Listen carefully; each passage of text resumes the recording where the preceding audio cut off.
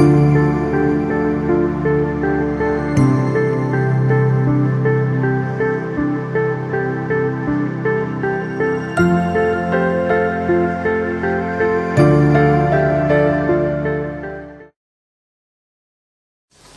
pleasant greeting to everyone. I am delighted to present to you our History Debate 2018. The topic to be debated is about the first Muslim in the Philippines. Is it Limasawa or Butuan? And the motion of this House is that the first Muslim in the Philippines happened in Limasawa. Seated on my right, representing the proposition, seated on my left, representing the opposition. Each debater have 1 minute and 30 seconds to present their own arguments and rebuts. I call the House to order. I call upon Ms. Ellen Matino to present their proposition. Thank you, Madam Speaker.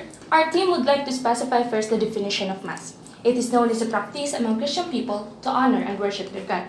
And for our argument, which is in accordance to the account of Antonio Pigafetta and Francisco Albo, who are eyewitnesses of the Magellan's voyage, they both stated that the first Mass took place in an island they called Mazawa in Albo's account and Mazawa in Pigafetta's account. They both asserted that from the island of Pumonhon, they went westwards towards the island of Leyte and turned to a southwest direction to reach this island. Based on this geographical location provided by Albo and Pigafetta, the island of Limasawa in southern Leyte is the counterpart. Thus, the proposition team strongly supports the motion of this House that the first Mass took place in Limasawa. Thank you. We thank the first affirmative speaker from the proposition, and now I call upon Ms. Micah Carrillo to open the case from the opposition. Madam Speaker, I strongly oppose the argument of the proposition. On the statement of Father Fernando Collins, a historian in his work La Vera Evangelica, he asserted that Magellan went to Butuan and there celebrated the first Mass and erected the cross. And to support this, Antonio Pigafetta testified that he gave a certain gift to the Queen Mother of France, Louise of Savoy, and Mother of Francis I.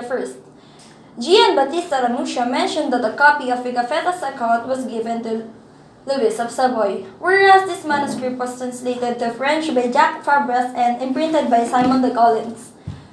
Then it was translated back into Italian version by Ramusio, and it was the basis of Collins' account.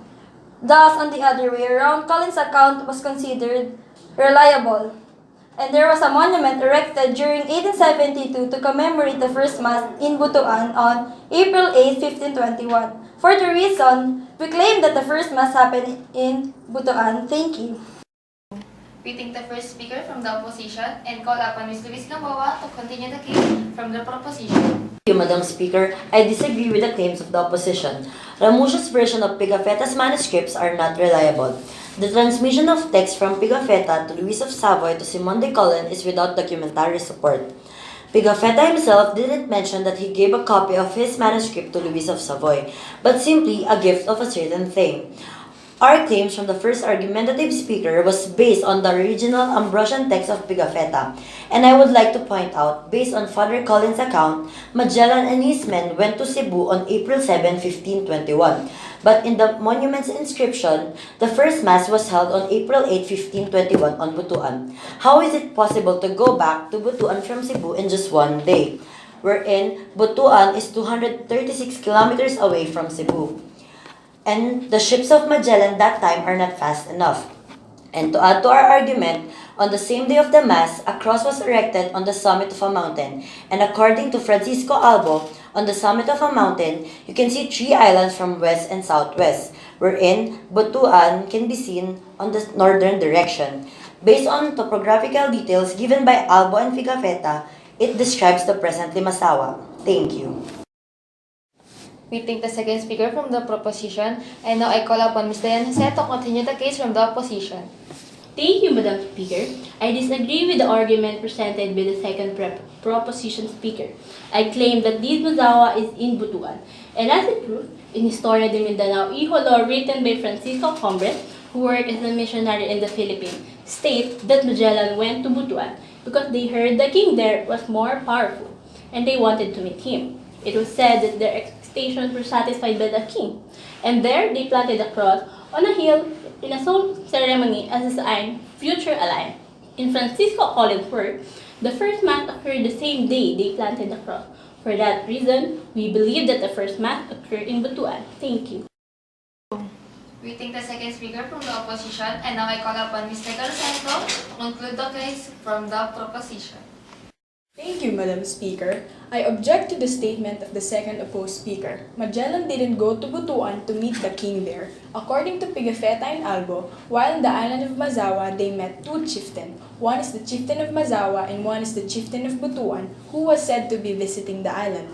Therefore, the chieftain of Butuan is not in Butuan but in Mazawa. So in conclusion, Magellan didn't go in Butuan. That's why this team firmly believes that the site of first mass in the Philippines took place in Limazawa because of the statements of Albo and Pigafetta regarding the geographical direction and topographical descriptions of Mazawa, which best describes the island of Limazawa than Butuan.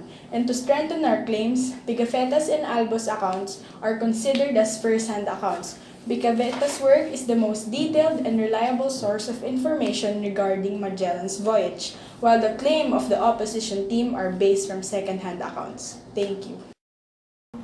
We take the third speaker from the proposition team, and now I call upon Ms. Ruti Hugo to conclude the case from the opposition. Thank you, Madam Speaker. Our team opposed the motion of this House. We claim that the first mass took place in Butuan and not in Limasawa. We believe that our sources are reliable and that Magellan landed first on Butuan, where the first mass took place. The monument erected was a proof for it. In fact, there are artifacts that will prove that the first mass occurred in the island.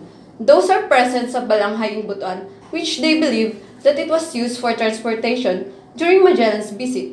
The opposition team used a wide range of historical sources regarding this historical event, while the claims of the proposition team are only based from two accounts, and Butuan, as the site of the first mast in Philippines, has been a belief for centuries. We take the third speaker from the opposition, and for the comments, may we call on Ms. Ariel Montalvo. First, I would like to congratulate the participants in a job well done.